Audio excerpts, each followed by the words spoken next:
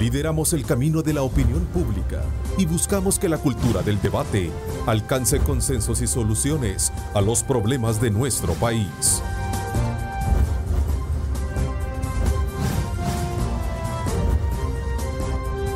Diálogo con Ernesto López. Hola, ¿qué tal? ¿Cómo están? Qué placer enorme saludarles a ustedes. Bienvenidos a este lunes 22 de octubre de 2018. Bienvenidos a Cadena Megavisión.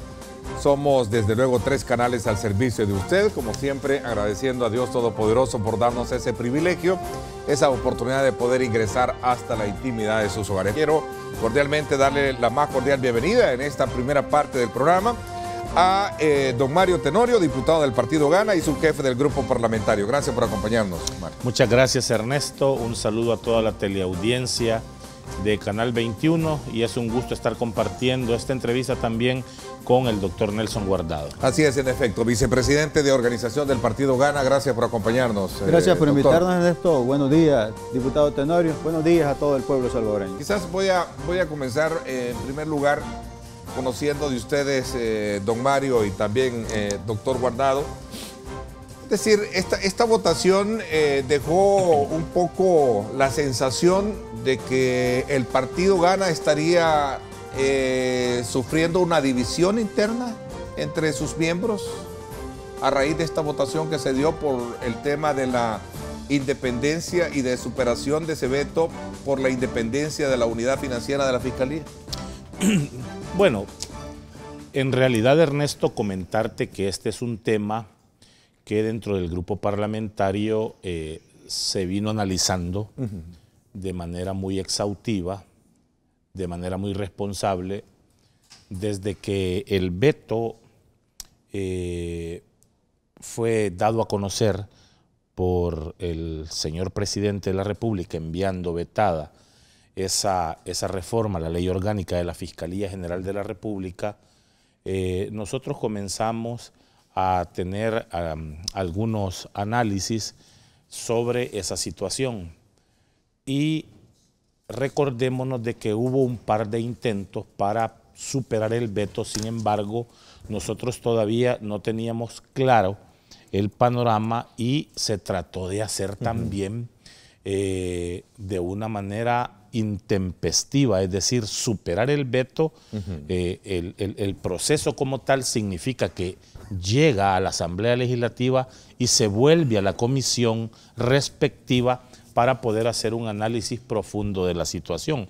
Y pues los diputados que estaban participando en dicha comisión trasladaron la decisión al resto de colegas del grupo parlamentario, pero como no se había vislumbrado esa posibilidad de que ese día se iba a ver o hacer el esfuerzo por superar el veto presidencial, entiendo yo que como no había una línea clara del grupo parlamentario todavía al respecto, algunos tuvieron a bien votar durante esa sesión y otros no.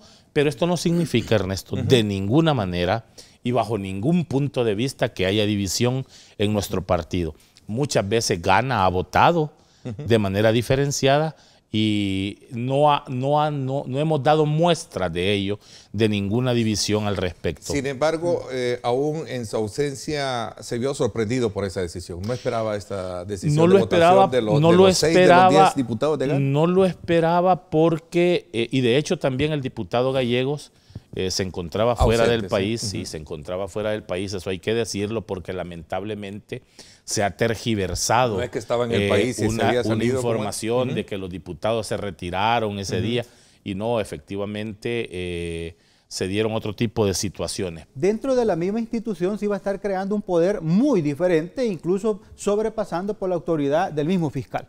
Entonces, en ese sentido, esos argumentos, esos análisis llevaban a la conclusión que el presidente tenía razón con haber vetado, porque prácticamente se estaba violentando la misma ley orgánica de la Fiscalía. En ese sentido, toda esa cantidad de análisis fueron suficientes para no decidirse apresuradamente a tener que superar, sin querer decir que el fondo no era bueno. O sea, respetando esa decisión que el legislador había hecho en su momento, que la propuesta que se había hecho de reforma era válido, había que hacer las consideraciones constitucionales para evaluar al respecto la decisión presidencial sobre el veto. No hay una línea del partido para que se vote en bloque. Y si usted va a revisar las distintas votaciones que se hacen históricamente por el partido Gana en la Asamblea, es casi difícil encontrar una votación unánime. Reitera que Guillermo Gallegos estaba en el país y no se había ausentado, o no se ausentó en ese momento, se retiró para, como en algún momento lo aclaraba don Mario, que se ha manejado por ahí esa información. Lo que yo sé es que también está fuera del país, ¿verdad? En ese sentido. Y tenemos que ser muy serios, muy respetuosos, claro, porque pareciera ser que a veces de estos temas queremos generar no solo amarillismo, sino condena sobre ciertas personas o sobre ciertas imágenes de personas o nombres, que no es correcto. Nosotros no recibimos ni aceptamos presiones de ninguna naturaleza. Respetamos las opiniones de los funcionarios. Sin embargo, nosotros no nos movemos en base a presiones. La verdad es de que entendamos la situación del veto como una forma de control del proceso de formación de ley. El proceso de formación de ley tiene la circunstancia de que es prácticamente, si se dan esas situaciones, controlado por los 3 órganos del Estado. Primero se inicia en la Asamblea Legislativa. Si existe veto, entra, en ese caso, el control dentro del proceso de formación de ley del órgano ejecutivo, y posteriormente, si este veto es superado, en este caso, porque fue efectivamente por razones de inconstitucional que se alegaron o que se alegó el veto, va a llegar a conocimiento de la Sala de lo Constitucional de la Corte Suprema de Justicia cuando ésta ya esté constituida. Y ahí entra a trabajar también, claro, ahí entra a operar el órgano judicial. Bueno, es que los que han votado son aquellos que en algún momento son diputados que no están siendo cuestionados en materia de probidad, y los que estaban de alguna manera con algunos problemas de probidad estaban entrampando esta división. ¿Qué piensan? No, no es cierto, no es correcto eso. Esos son análisis un poco tirando a cortinas de humo o queriendo atar otro tipo de circunstancias que no vienen al caso. Le decía hace un ratito que debemos de ser serios en este tipo de planteamientos y en este caso en algo que es elemental para la vida jurídica, democrática e institucional del país, que es el proceso de formación de ley que ya el diputado se refería. ¿Qué viene ahora? El presidente tiene que mandar a publicar esta decisión de la Asamblea y lógicamente después él puede acudir a la Sala de lo Constitucional a dar sus argumentos a todo el proceso que debe de concluir. Pero querer atar circunstancias que tienen que ver con esto o con lo otro, o que votaron los solventes y los que tienen caso. No, mire, ese es un amarillismo que no tiene razón de ser y que al final lo que hace es poner al país en una circunstancia que no vale la pena. Pareciera ser entonces que los que no votan, en este caso, toda la bancada, por ejemplo, del FMLN que se abstuvo. ¿Qué significaría? Que todos están en una situación 23 diputados del FMLN no votaron. Entonces, pero eso no significa que estén... Y 4 de ustedes, vea, de los 10. Sí, pero no significa que los 4 nuestros también estén en esta circunstancia. O sea, no lo es. Hay que ser serios, muy respetuosos de esta circunstancia. Se ha superado un veto que es inconstitucional, así fue determinado por el presidente y su equipo técnico. Hoy pues está superado el veto y eso no significa que usted sea menos importante. Si hubiera estado acá en el país, se hubiera tenido entonces. Hubiera dependido de las consideraciones que se estaban haciendo al interior del grupo parlamentario. Esto, Ernesto, yo lo digo en mi condición de abogado, no es así por así. Los argumentos planteados por el señor presidente de la República valía la pena analizarlos más detenidamente. Usted es abogado, ¿no? Claro. Y conoce muy bien de leyes en ese aspecto. Claro. Creo que habla con... Habrá que preguntarle si no estamos otorgando suprafacultades a una unidad inferiormente jerárquica, que es la condición que tiene el fiscal general de la República. ¿Y eso es malo o bueno, sobre todo cuando... Eso es la situación del análisis. Exacto, en el análisis... Esa es la situación del análisis. Hay una proyección, si tú estás creando dentro de la institución una unidad con mayores facultades que las que tiene el propio fiscal general. Esa era la situación que se estaba analizando. Los abanderados de la lucha contra la corrupción le dicen que eso es bueno, es correcto, sobre todo por el ejercicio facultativo que tiene el Ministerio Público y las acciones últimas que se han visto. ¿Qué piensan al respecto? Lo que pasa, Ernesto, es que ahí no es el tema, no es la valoración si es malo o es bueno. La discusión no es esa, si es bueno o es malo. Estamos diciendo que es correcto el fondo. El tema es el procedimiento. Crear, y se está violentando la ley orgánica de la Fiscalía y se está poniendo casi a la par o superior a la misma función del fiscal. Entonces, ese atropello de funciones que ya están definidas para el señor fiscal general dentro de la ley orgánica, están siendo atropelladas por una decisión o una reforma que el presidente atinadamente ha vetado para hacer las cosas bien. El presidente no ha dicho que es mala la reforma, ha dicho que el procedimiento que se está haciendo dentro de la ley no es la correcta. Entonces, claro, no es el presidente el que tiene que decir cómo se debe de hacer. Por eso es importante, Ernesto, por eso es muy importante, y aquí lo quiero ratificar, de que se fortalezca la lucha contra la corrupción. Y uno de los puntos elementales, cuando Nayib Bukele llegue a la presidencia de la República, va a ser la conformación de las CICIES, que por cierto ha sido encomendada al doctor Félix Ulloa, una persona que tiene un amplio conocimiento en materia jurídica y va a ver los alcances elementales que se tienen para poder conformar esta comisión. Nosotros no estamos, no están en contra, están a favor de eso. Lo estamos apoyando, y entonces ahí queremos ver también nosotros el respaldo, el apoyo y los comentarios positivos a favor de la conformación de las CICIES. Votaron dentro de para poder superar el veto.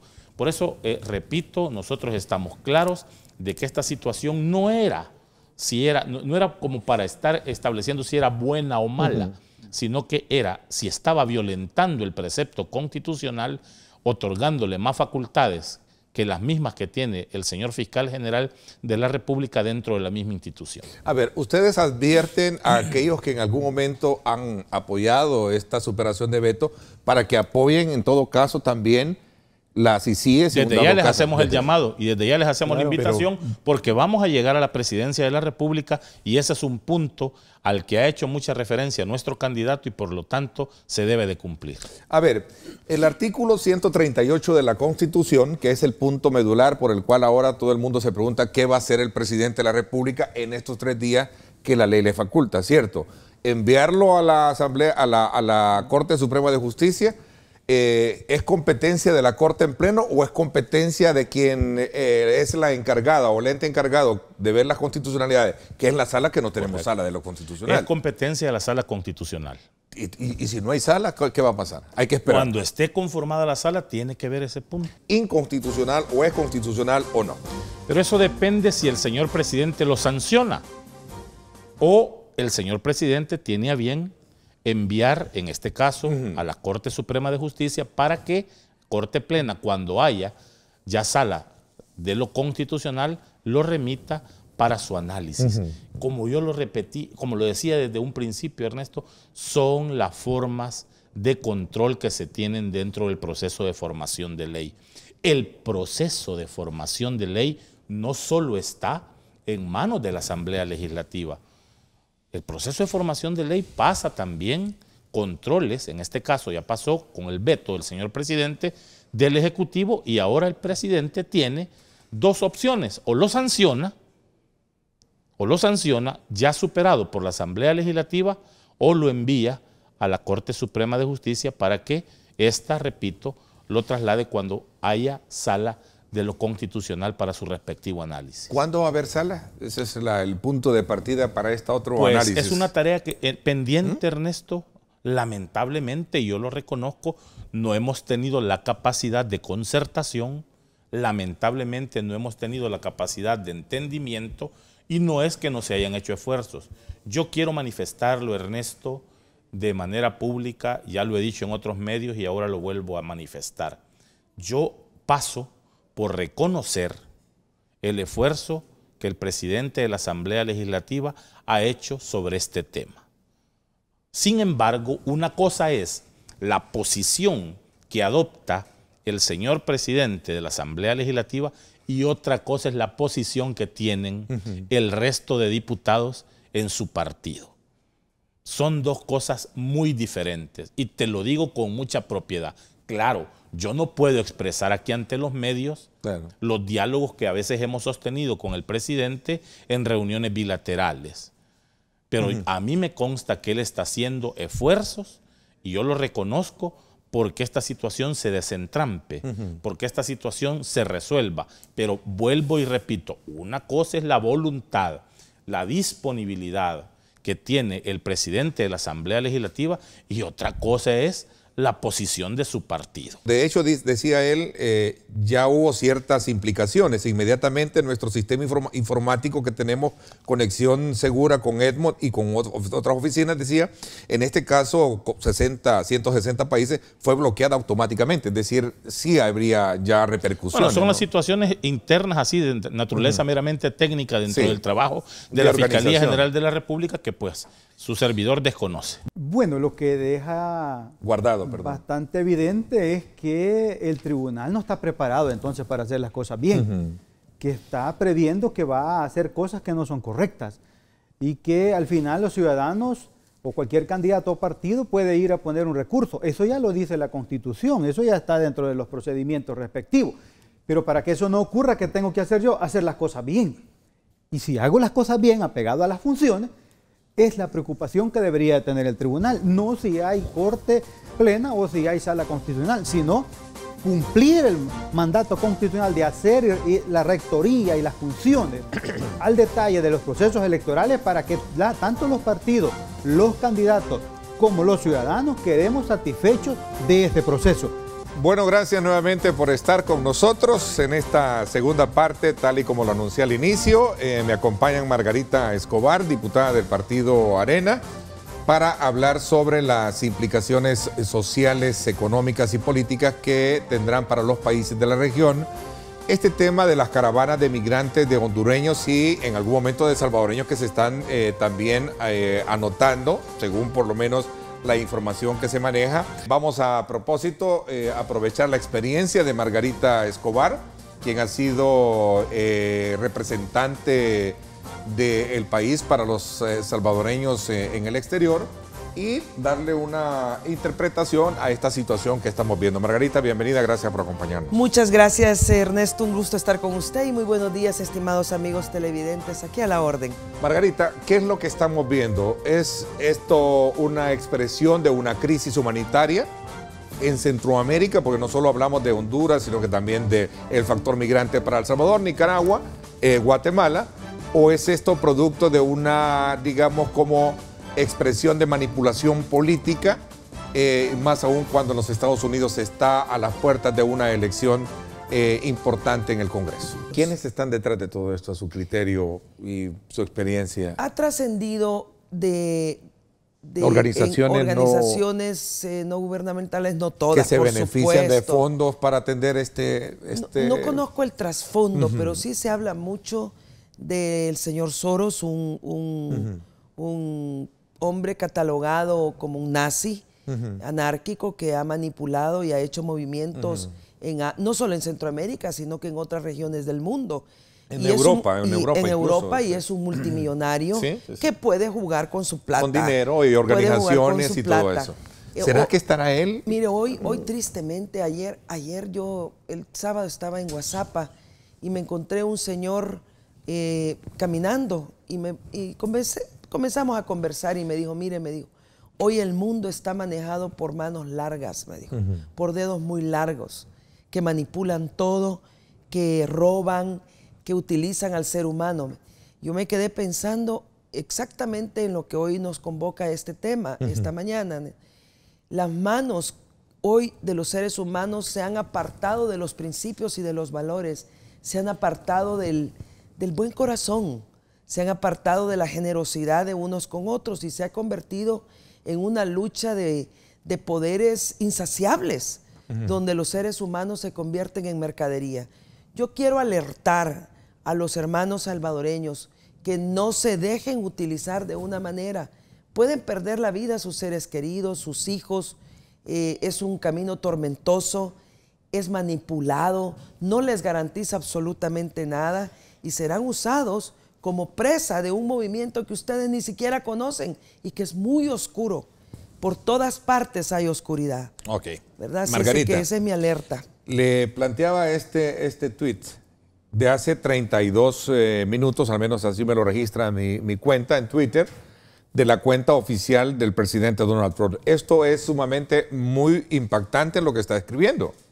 Dice, en la traducción, Guatemala, Honduras y El Salvador no pudieron hacer el trabajo de detener a la gente de salir de su país y de venir ilegalmente a los Estados Unidos. Ahora comenzaremos a cortar o a reducir sustancialmente la ayuda extranjera masiva que se les ha venido o que se le ha dado rutinariamente, creo que así es el término que está ocupando. Digamos que esta es una parte, una consecuencia de muchas cosas que han estado sucediendo.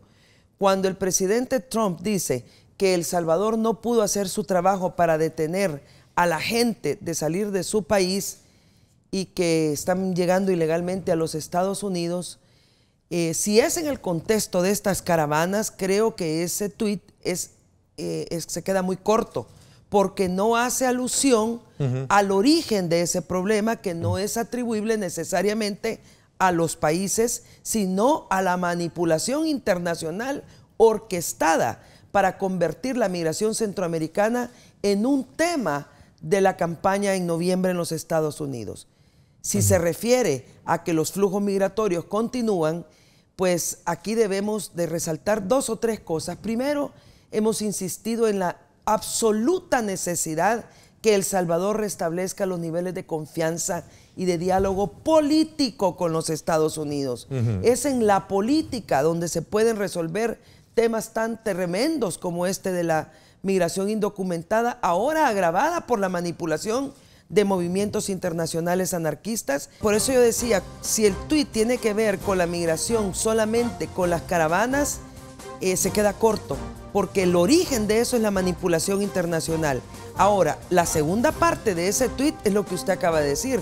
Definitivamente, aquí en El Salvador necesitamos tener trabajo para todos. Necesitamos erradicar la corrupción de tajo. Necesitamos darle a la Fiscalía General de la República las herramientas que persiga el crimen internacional organizado y la corrupción. Necesitamos un Estado de Derecho, recuperar la confianza, traer inversionistas y sobre todo dejar de fomentar la división y procurar todos tener en nuestro lenguaje y en nuestras propuestas construcción de una nueva sociedad. Palabras mayores que nos estamos desayunando. Palabras mayores. Fíjese que ya está alertando a la patrulla de fronteras y militares que la nación está en emergencia. Que la nación está en emergencia. Dice el presidente de los Estados Unidos y llama así suavemente a la patrulla fronteriza y a los militares. Segundo, le dice, México no lo va a poder controlar, entonces esta gente va a llegar a la frontera de los Estados Unidos. Analicemos ese punto nada más. Si ya está alertando a la patrulla fronteriza y militar y a la vez dice que México no detendrá las caravanas, quiere decir que el próximo paso es que las fronteras entre norte de México y el sur de Estados Unidos se convertirán en una zona altamente peligrosa y altamente cuidada. ¿Pero cuidada por quién? Por los militares y por las patrullas fronterizas. Por eso es que, reitero, lo inhumano de utilizar como carnada a seres humanos que, aprovechándose de su necesidad, como usted lo indicaba, los utilicen de carnada para crear un caos. Pues qué triste sería. Yo no quisiera ver el desenlace final de esta patética historia de utilizar la migración de esta forma. Y vuelvo y le reitero a todos los migrantes salvadoreños o a la familia salvadoreña, no se dejen de engañar, no se sumen a esas caravanas, no atiendan esos llamados oscuros, que quién sabe, eso no es provocado espontáneamente, eso es organizado y manipulado. ¿Por quién? Está por verse. Los salvadoreños vamos a tener la oportunidad de convertirnos en ese país serio, en ese país aliado, en ese país confiable el próximo 3 de febrero. Y tenemos 2 caminos. El camino de seguir por lo que nos ha traído todas las políticas públicas y la consecuencia de ahorita, la política del insulto, de la descalificación, o sustituir ese oscurantismo que tenemos por transparencia, el insulto por propuestas. Los salvadoreños quieren saber propuestas, el hablar en etéreo y culpar para tener una visión de trabajo para todos, o 2.200 millones de dólares. Lo sintió la familia salvadoreña, se mejoró las condiciones de empleo, les mejoró las condiciones de seguridad, los jóvenes se sienten esperanzados. ¿Qué hicieron ese dinero? La otra cosa, pasamos una reforma para darle independencia al fiscal general, a la Fiscalía General de la República, y lo vetan. Lo superamos el veto y espero y le hago el llamado al señor presidente, demos señales claras, porque nos sacaron del grupo Egmont, nos pusieron como un país lavador de dinero, y en esas condiciones, ¿quién va a querer venir a invertir a El Salvador y crear oportunidades y empleo? Una vez más, cumpliendo nuestro objetivo de ofertarles a ustedes los diferentes ángulos de los temas para que puedan construir su propia lectura. Gracias. Los espero en radio hoy a las 6 de la tarde. Pásenla bien y como siempre recuerden lo más importante, amar a Dios sobre todas las cosas. Lideramos el camino de la opinión pública y buscamos que la cultura del debate alcance consensos y soluciones a los problemas de nuestro país.